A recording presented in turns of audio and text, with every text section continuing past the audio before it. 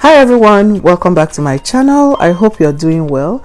Today I'm showing how to make this silky water leaf soup. I have shared this recipe before, but then it wasn't so clear, so I'm doing it again.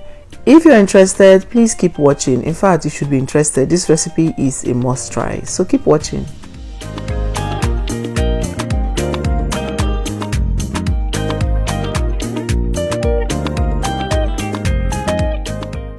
So for the list of ingredients, I have goat meat, momo and shaki. Use any protein you like. Over here I have some snails. I'm sure you guys know my relationship with snail by now. Okay, so next I have some dry fish and stock fish. Of course, we're going to need the water leaf vegetable. See, I have tried this soup with spinach, and I didn't quite like it, so I'll say just stick with water leaf vegetable. I make this soup only during summer when there's water leaf.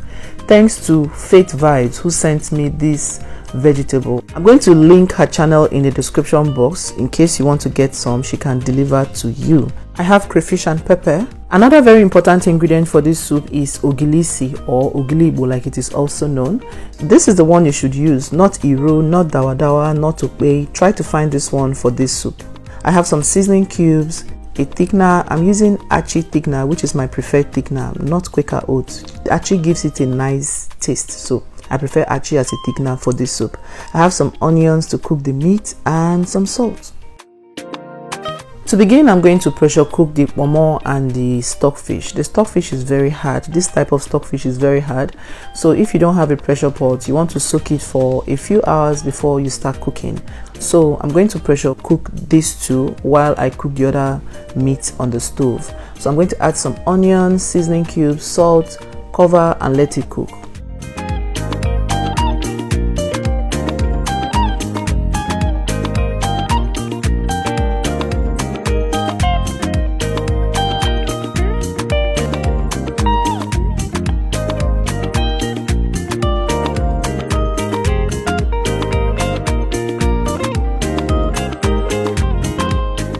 So next I'm going to add the goat meat, the shaki and the snails in another pot.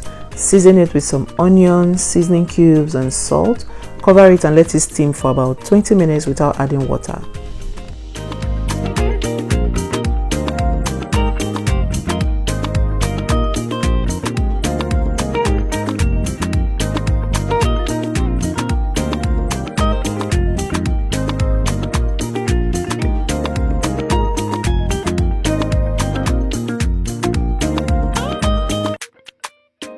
Twenty minutes later, what happened was the meat released its own juice. I let it go some more so it absorbed those juice back into the meat.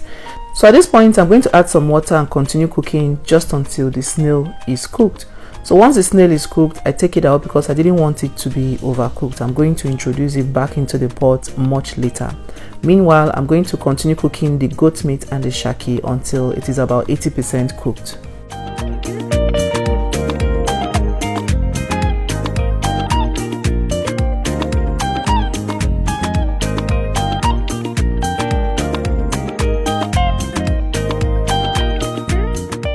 Next, I'm going to wash the vegetable, and you want to take your time to really wash this vegetable. You don't want to hear crack, crow, buzz when you're eating your vegetable soup, because most times you're going to find sand. So make sure you wash really well with plenty of water.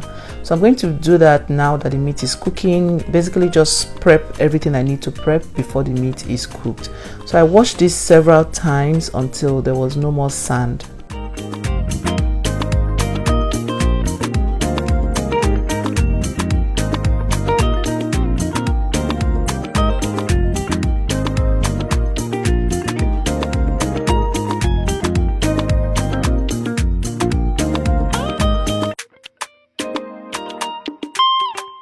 So once I have washed to my satisfaction, I'm going to add some salt and then wash this vegetable as if I'm washing bitter leaf. You know, water leaf vegetable has this slimy thing in it that acts as a binder in soups.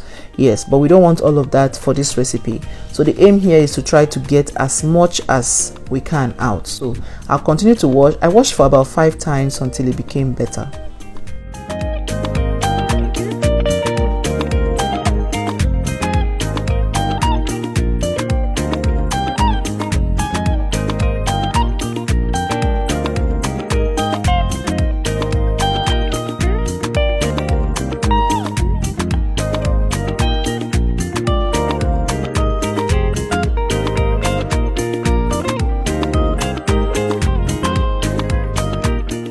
So this was after I washed for the 5th time, and you can see the water is even clearer. So I'm just going to squeeze it out one last time. I also like to slice it so I don't end up with long strands in the soup.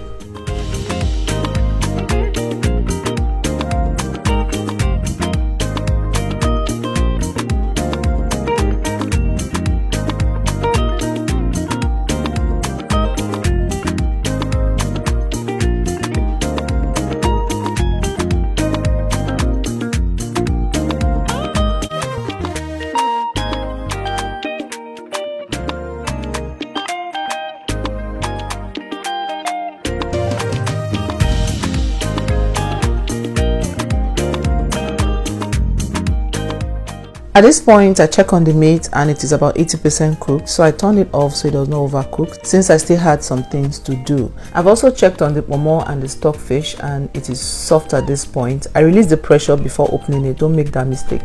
So at this point you can see the stockfish, the pomo, everything is soft. You can go ahead and debone the stockfish, but I didn't want to do that. The bone of the stockfish actually is very soft, but you can debone it if you want to and shred it, but I didn't want to shred the stockfish. I wanted it to be whole, so I'm going to be leaving it like that.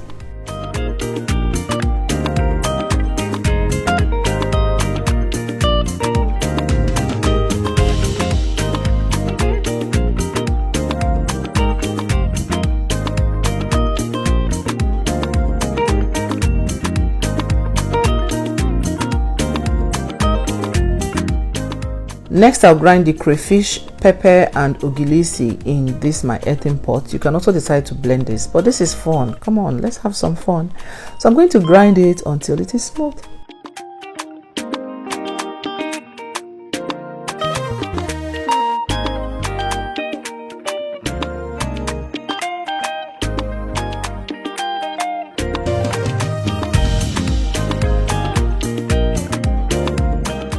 Scoop it into a bowl and set it aside. I also rinsed out the earthen pot with some water so that nothing is left hanging.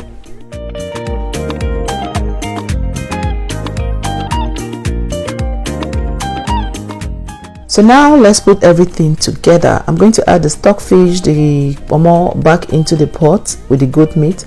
I'll add the snail at this point as well. Next, I'll add the dry fish. Mix to combine.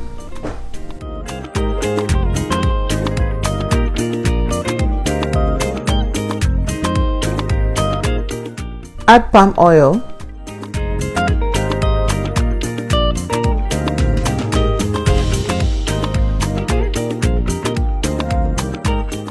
Now add the grinded crayfish, pepper and ogilisi. Add some water and then mix to combine. Be careful with water when making this soup because waterleaf is a very soft vegetable. Even though we are going to be adding a thickener, you don't want it to be, very watery. The aim is to have a silky consistency. So add water gradually.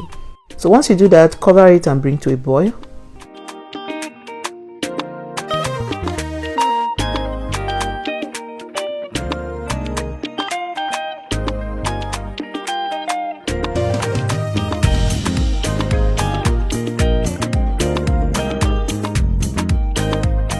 So once it boils, I'm going to go ahead and add the achi thickener. With this thickener, a little go a long way. So I'm going to add 2 tablespoons and it's enough to get the magic done. If you think you need more, just let it come to a boil first, and if it's not as thick as you want it to be, you can go ahead and add more. But trust me, when this soup cools down, it will become thicker. So add just a little at a time. So once I stir it in, I'll cover it and let it come back to a boil.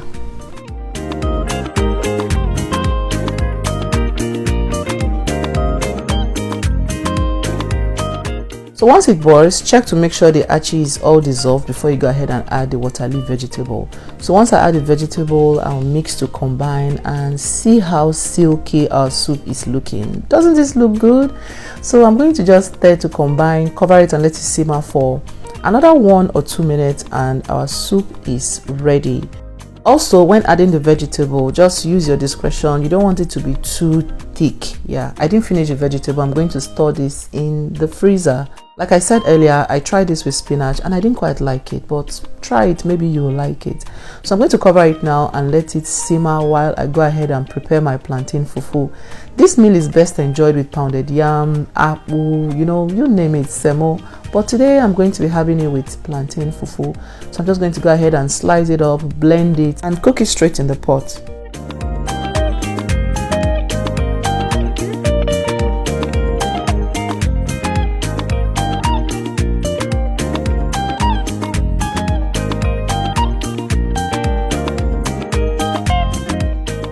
I hope you get to try out this recipe. You'll be so happy you did. So once everything is ready, nothing is left to do than to enjoy. I hope you guys enjoyed watching this video. Please don't forget to subscribe to my YouTube channel, The Joyful Cook. Follow me on Instagram at The Joyful Cook as well. I'll see you all in my next video. Thank you so much for watching. Bye.